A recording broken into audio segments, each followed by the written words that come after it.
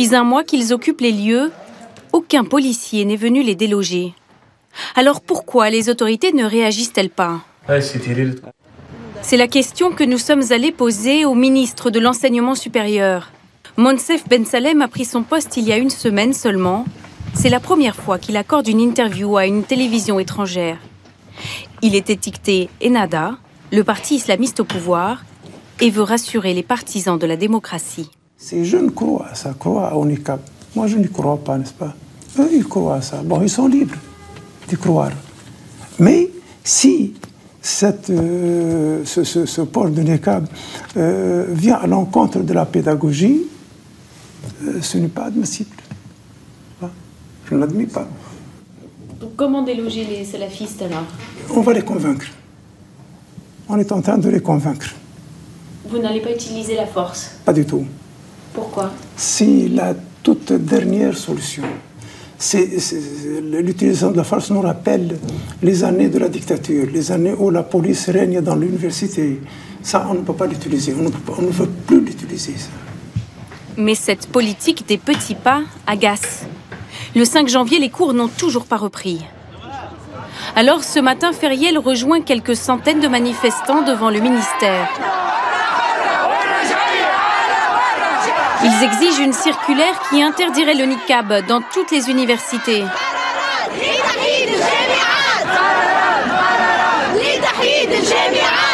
Et surtout, ils veulent une intervention pour évacuer les salafistes. Les extrémistes religieux sont loin de faire l'unanimité en Tunisie. Je suis en colère parce que ce gouvernement de merde, excusez-moi le terme, il doit dégager les lieux. Parce que c'est pas ça la démocratie. Nous avons fait une révolution extraordinaire. Tout le monde est resté épaté de notre révolution. On ne veut pas perdre aujourd'hui les principes pour lesquels cette révolution a eu lieu. Cette révolution a eu lieu pour le pain, pour la dignité et pas pour l'intégrisme. Ok? Ok?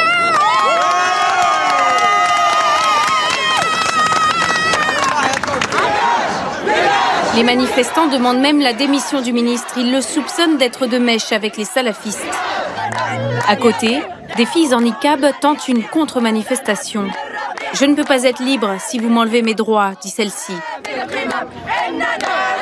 Deux visions de la religion et de la femme s'opposent alors frontalement.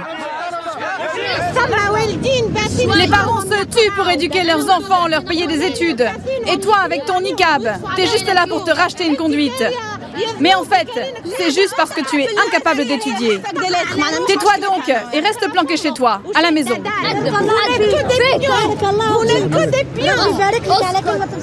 Le conflit de la faculté est en train de gagner toute la société. Vous voyez déjà qu'on a le drapeau de la Tunisie en battre pour une Tunisie plus belle. Par contre, eux, ils n'ont rien. Ils s'en foutent pas mal de la Tunisie.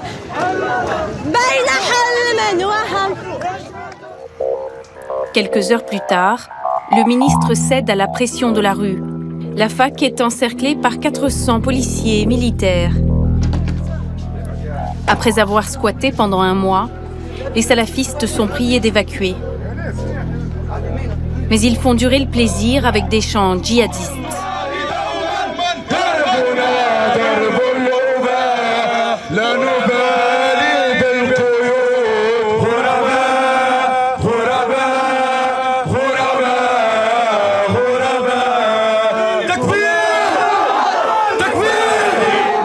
Quatre heures plus tard, ils sortent enfin.